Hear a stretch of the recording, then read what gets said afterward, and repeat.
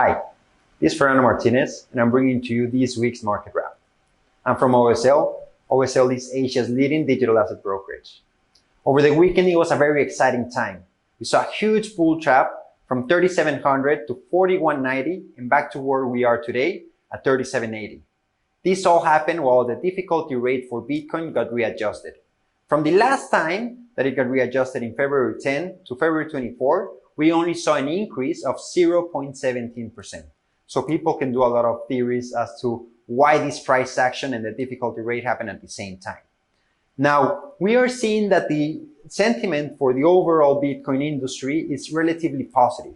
A lot of news coming. Daily transactions on the thousands are on the reasonable levels. They're ranging from 250,000 transactions to 360,000 transactions per day.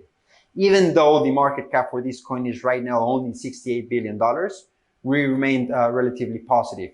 For Ethereum, Constantinople is coming in a couple of hours. Ethereum right now is trading at a range of 130 to 140. We're seeing that the 26-day EMA is holding a support of 130. If we see this break, we may see a breakdown.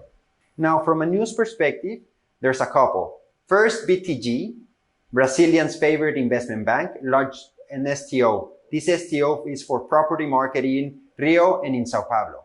Then we saw last week that JPM coin got launched.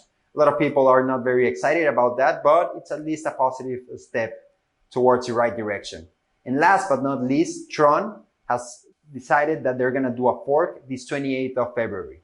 This is all for this week. Thank you. May trend be your friend.